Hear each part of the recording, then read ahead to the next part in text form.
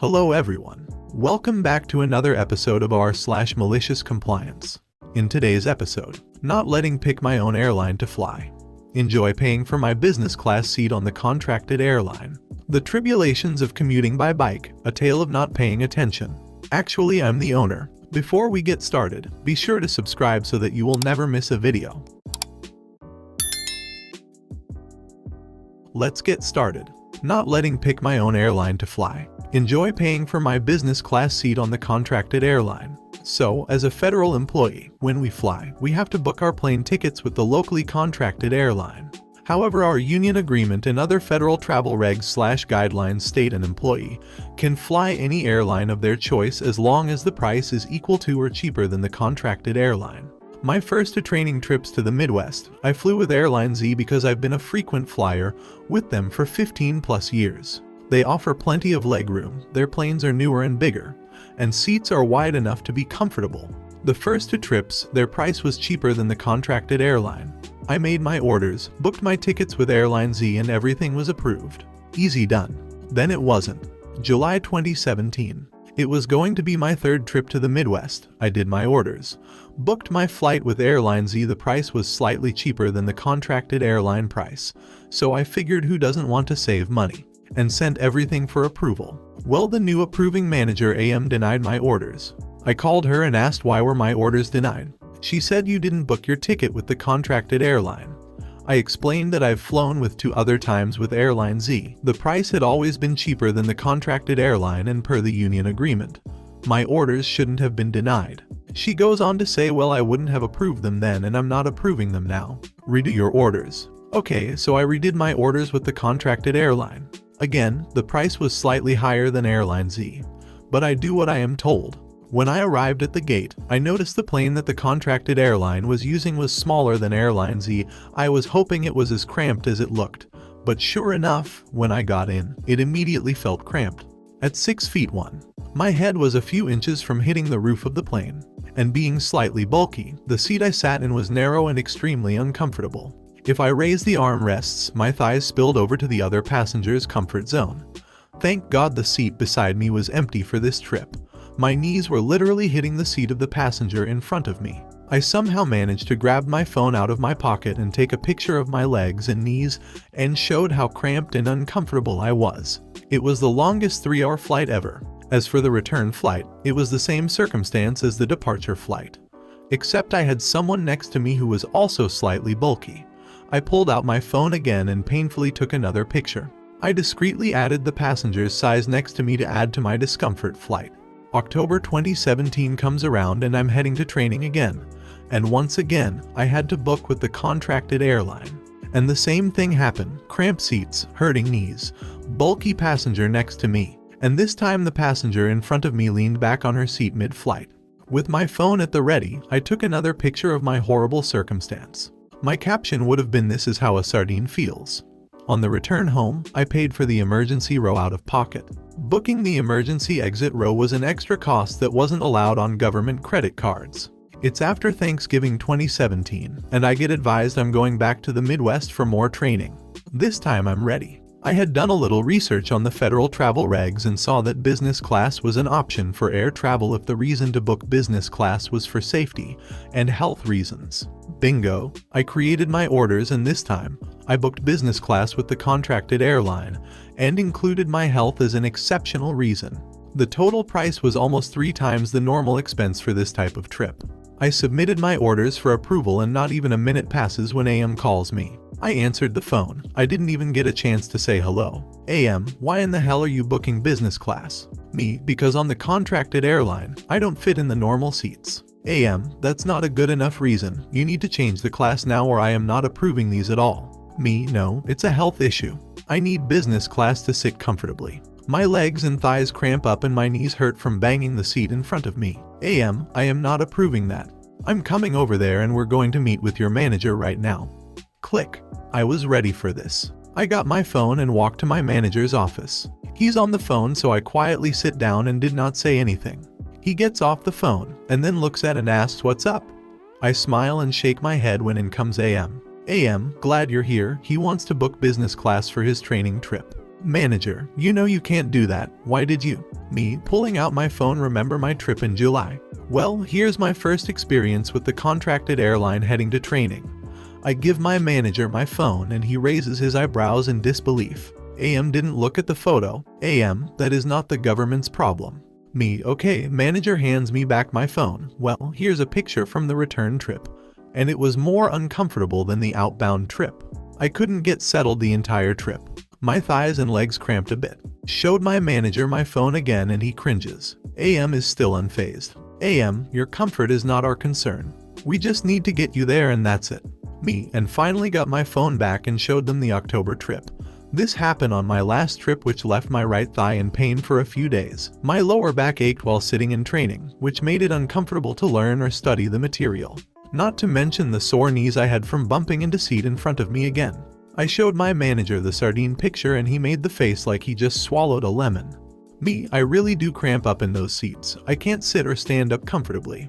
I'm in the next passenger's personal space, and I cannot really adjust my knees or legs at all during the flight. If I get hurt really bad where I can barely walk, I might have to miss a day or two in training class. Therefore, for health reasons, I need business class on the contracted airline. AM, well, that ain't gonna happen because I am not approving them. You need to change it back to coach. You've done coach before with the contracted airlines. You can do it again. My manager just looks at her for a minute.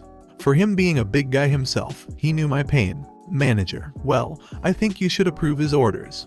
But I understand if you don't want to. He's provided me with enough info here to get a health exception. I can't have him miss training due to an injury because of cramped seats. If I have to, I'll have him send his orders to your manager for approval. Of course, I'm also gonna send him a quick email with those pictures to back up the health exception. Do you mind sending me those pictures to my email?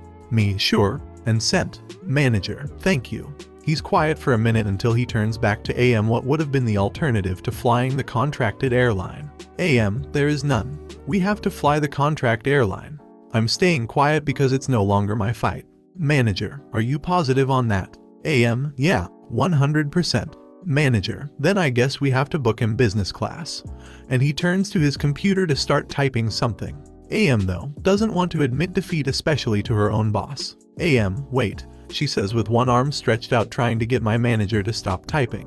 Which he does. You know, he could fly coach with Airline Z. That's an alternative. AM is now trying to save face now, but my manager isn't buying it. Manager, are the tickets the same price as the contracted airline? I did a quick internet search on my phone. Which BTW is not the way you research official travel prices. You must use the government search engine, and AM should have caught this. She does not. No sir, all prices are up really high now. AM is PO'd off knowing that she has lost completely. Manager, so, before I finish my email and send it off to your manager, will you approve his orders? AM nods like a spoiled child and she walks out of the office. I thank my manager and left to resend my orders to AM with business class for my November training. BTW, it wasn't much difference except for wider seats. More leg room. My knees didn't touch the seat in front of me, and free drinks. January 2018 comes around and I get another training class. Except this time, I got approved to fly with Airline Z from AM. The tribulations of commuting by bike, a tale of not paying attention. Before I begin, I need to make a couple of important points. 1. I'm on a mobile, so excuse grammar and formatting. 2. This happened 5 years or so ago. 3. This happened in the UK. On with our tale. The company I had been working at brought in new rules, processes, and whatnot regarding business continuity, and as such we all had to switch to laptops that had to be taken home with us. I was one of 4 people who commuted almost exclusively via motorbike, except in the depths of winter. And herein lied the problem for us bikers. The rules they set up didn't include any provision for bikers. Even the Lycra louts. I was the first to speak to HR in the department organizing all this to ask about this, as all the rules said the laptop had to be kept in the stowage area of the vehicle, i.e. the boot, or trunk for you Yanks. However, bikes don't have this. Also, part of the T&Cs of my insurance stated I cannot carry items over a certain size and / or weight in a backpack while riding. Also, lithium batteries could not be carried this way, full stop. I actually checked, and 4 of the last 5 insurance policies I have state this. HR responded with, we have to abide by the rules and as such we must have relevant storage fitted to our bikes. However, the storage items themselves are company property and can't be used for personal things. Also, the company will pay for this to be done. Also, if you need to add insurances for carrying work items, you must obtain this, and the company will reimburse you. If you don't do this and refuse to take your laptop home, you will face disciplinary until you do. Here is where we bikers get clever. We all go to the same place in my city that works on bikes and all purchase the same kit for our bike, which is a frame for attaching the pannier boxes and top boxes, and purchase a full set of boxes for each bike. Then we also buy separately another full set of boxes. During this, it turns out 3 out of 4 bikes will need the some rear panels cutting into to allow the frames to attach. Because of this, we had the shop order new panels for the bikes as well. We all then approached HR and handed over the bills approx for £100 minus 600 per bike for the frame and fitting, and another £500 for the boxes. We got cheaper boxes in the second order. My bill total was £1,080 including VAT. HR actually refused to pay anything as they said it was our choice to fit the stuff, or face disciplinary for not taking the laptops home each day. At which point the most senior of us pulled out the email that said they would pay for the work. He argued the company was essentially blackmailing us and he wouldn't stand for it. However, HR stood firm. It took nearly 6 weeks of arguing, especially after we billed them for the replacement body panels. They were only small, but we wanted as new parts if the frames were removed. But in the end, after a threat of involving solicitors, lawyers to you yanks, the company backed down. However, they refused any future requests and exempted staff with only bikes of a main transport, not including public, from being disciplined for not taking laptops home.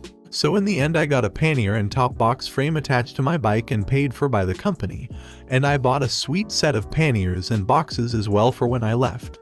The company paid out around 5k in total to us for bikers. However, they never learned, and I still hear of them making dumb mistakes or oversights that end up costing them money, in one case over $1 million. Actually, I'm the owner. Okay, so backstory. 1. I'm young, like just turned 18 young, and me and my mother own this business where we breed and sell snakes and the snake's necessities along with food. I'm the actual founder while my mom is the co-founder. Story. I was tending the store since only me and my mom work there, and it was a slow day for us, so I was checking on all the animals, feeding the ones that needed feed and so on. This one person, we will call them entitled parent EP, I am me. EP comes in and just is looking at all the animals, and I thought nothing of it till about 5 or so minutes go by when they walk up to the counter and ET snaps at me to get my attention. I look up slightly offended by how EP decided to grab my attention. Me, yes. May I help you? EP, yes, I was wondering how much this one, while pointing at a tank, is. Me, I'm not for sure, let me check for you, I say while walking to the tank. Well, it says here it's only $60. EP, 60. Just a couple days ago I saw this exact one for only 30. Me, no, I'm sorry, that one was sold already and we changed it out. EP, you can't just change the price because it's a different one, it's still the same breed and everything. Me, well, yes, well, it is the same breed. It is much bigger the other, as the other one was younger than this one. It cost us more to maintain this particular one than the last. EP sighs. Well, I don't have that much, can you give me a discount? Me, I'm sorry, but I cannot do that for you. EP, please, I only have 50 on me. Me, well, I can't give you a discount, but we have some that are smaller than this and are cheaper. They're in the back if you want me to bring you one out. EP, no, I don't want another one, I want this one. Me, well, I'm sorry, I can't lower the price for this one. Like I said a few seconds ago, we have more in the back if you want this particular breed. EP, I don't ducking want a different one, I would like this. Me, please watch your language, there is a kid nearby. EP, I don't care, I want to buy this ducking animal. Me, I'm sorry, I cannot help you. EP, let me speak to the manager. Me, well, I am the manager. EP huffs. Fine, I'm gonna call the owner. Me, actually I am the owner also. EP, don't lie to me, you're not even old enough to own a car, nonetheless a store. Me, yes, I am old enough and I'm the owner while my mom is the co-owner. EP, quit ducking lying to me, Beach, I want to speak to the actual ducking owner and not some smart-ass teen. Me, please watch what you say or I will have to ask you to leave. EP, you can't kick me out, I know the real owner and he lets me get a discount if I don't have enough all the time. Me, well, that good for you, now if you're not gonna buy this one and only cause a disturbance in my store, I'm gonna have to ask you to leave. EP, no, I'm not gonna leave, you are gonna give me a discount and that is that. Now I'm mad because one EP is yelling and cussing at me when I can't change the price and making a scene over this and just straight out ignoring me. So sell it to me now or I will call the owner and he will sell it to me. She then walks over to the counter where our cards are with my name and number. EP then dials the number and then answers the phone. At first I was confused because it states on the card that I'm the owner, but then I remembered it had my mom's number also on the card and EP actually called hers instead. Luckily my mom told EP to duck off pretty much and EP then tried to call the other number instead. While EP was dialing my number, EP had this sheet-eating grin on while looking me dead in my eyes. I will never forget the look on EP's face when I answered the phone. Me, hello, this is. Name of the shop. My name. Speaking, how may I help you? EP then hung up and left the store immediately. What I will never understand is why EP got so upset about that animal. If you made it to the end of the video, thanks for watching. Don't forget to like, subscribe and share, and we will see you in the next video.